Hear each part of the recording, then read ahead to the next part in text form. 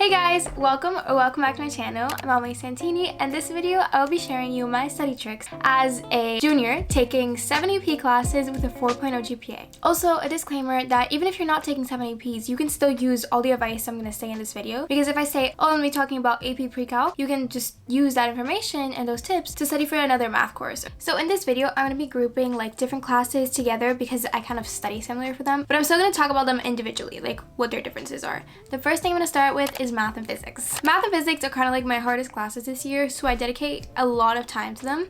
For math and physics, it's kind of similar because it's very related to math. So what I do to study is I go over all the lessons that we learned for that unit for a quiz or a test. I retake notes on them. For math, I do it with the textbook, when I look over like what the textbook lesson is. For physics, I look over my notes. I retake notes on a separate notebook. So for math, it's this notebook, 1.5 chapter review test. And then I write it and I organize it. And for math especially, this is very helpful because I'm kind of doing like a unit overline, and I'm taking like everything from the chapter and putting it on a couple of pages, or everything from the unit and putting it in a couple of pages. Then during tutorial, like after school, I go to my teacher and I'm like, hey, is everything here, everything that's gonna be in a test? Am I missing anything? Do I need to study anything else? And then they'll tell me, oh no, you're fine. Just something that's missing is like a little bit of word problems. You should like study that. And I'm like, oh, okay, perfect. I already know what I know. Now I know what I need to know. Sometimes like things from the past sneak into like the tests, so when you do this, they can be more transparent about it and be like, oh, actually like this is good, but you're missing something from like the other chapter, just remember to review that. I'm like, oh, perfect. Alongside taking notes, I also do the homework reviews, because I go in the notebook or the textbook and I look at all the homework questions and the most important ones. If they're like simple questions, I probably skip those just to like save time, and then I do it here too, so it's more organized. And what I do is I also I do like a little star. See, like I did the practice and then I started this one, like a 39. How to find the highest number on calculator, because it was like about a maximum and this really weird graph. So that's what I do with my math notebook. For my physics notebook, it's kind of like the same thing. I look over my notes. I do these more organized. So for example, projectile motion, I did the nice little graph that I didn't have time to do in class, for example, so I just like took a picture of it in class, then I actually did it here, and then I did the takeaways, key takeaways here, and I redid all my notes. For physics especially, I go over every single homework question, because for physics we don't have a lot. It would be like 30 questions per like chapter, and let's say it's gonna be 2 chapters on the test. So for physics, I really have to do all the questions again, because all the questions are kind of different. They're all about different things, so I can't really like skip the easy ones unless like I really already know how to do that. I do the same thing. I highlight what I can't do, and she literally takes questions from the homework, just changes up the numbers. So this is really helpful, and this is what's helped me really succeed in physics.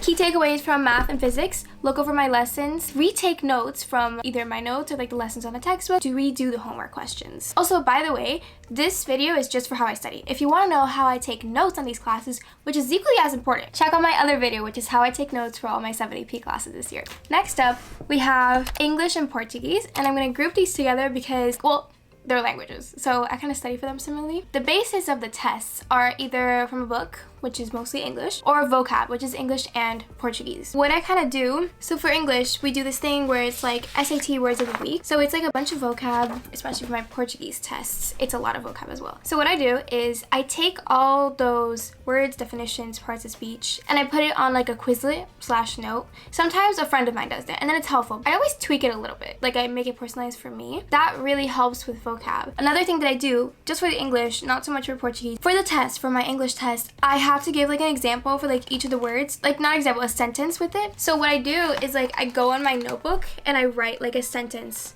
with the words. I do this with like without notes or anything, and then if I forget something, now I know. And then I also like send these to my friends. I'm like, hey, is this correct? Do you think this is fine? So that's how I study for that aspect of the test as well. So that's for the vocabulary part of it. For the other aspects of it, for example, the other test we just had, it's like about ethos, pathos, logos, and you had to like connect examples of it. I kind of did the same thing with the Quizlet, which I use like the definition and the term, but something else that I do is I research on Google, like, oh, practice tests for ethos, pathos, logos. And since I'm taking AP Lang, and so many other people take that, there are practice tests on the internet, so that's really helpful. And then for the book, something I did for my last test, my summer reading, first time I read it, I just highlighted. Second time, while I was studying for the test, reread my highlights, and I just put sticker notes on different things like family troubles, characters, and then that kind of helped me, especially because I had to write an essay on that. So that is what I do for English and Portuguese. Next up is Psych.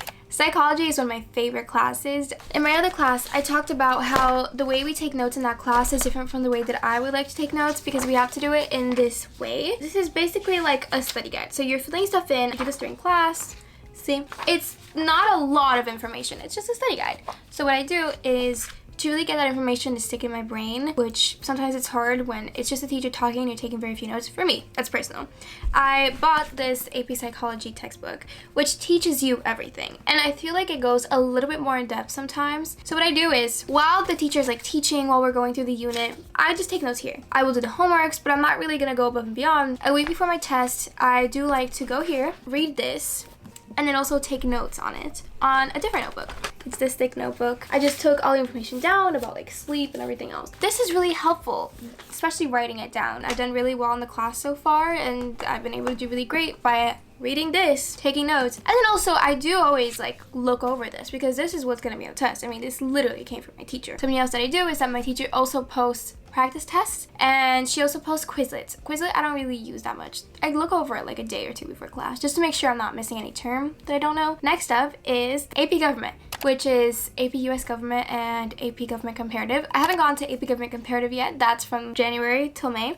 But so far, for AP US Government, so the tests that were given is like multiple choice questions and then different FRQs. For the multiple choice questions, I simply look over my notes. That's kind of all I can do. We take notes on a textbook, we do Cornell notes, I do try on those notes, so they're a good source.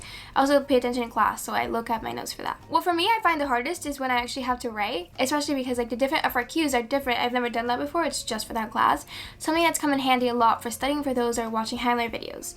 And this is both content videos about what that unit is about, and also how to do those type of FRQs. Looking at those videos, alongside helping me understand what I need to do, like the steps I need to do on writing them and the way I need to structure it, it kind of puts me more at ease because he kind of makes it sound very simple when in my head it's like so complicated. So that helps. Another thing is looking at College Board examples. If you go there, they give you examples of FRQs that got 5s. And then you can really visualize and you can see, oh, what made them get the point. You can see the ones that didn't get the point. And that kind of helps you understand how you need to structure your sentences to get the point. After I look at that, I kind of just try to practice my own. Sometimes I don't have time, so it's not like I do this all the time, but especially the first few ones, I had to practice because sometimes when you're writing, you're like, did I get the point? Like, I don't really know how to go about this. So that's how I study for AP Gov. And I think that's how I'm going to study for AP Comparative as well, because it'll be a similar structure for class. If you're wondering why I've only talked about 7 classes and not about 8, it's because my 8th class is broadcasting and I don't study for that class.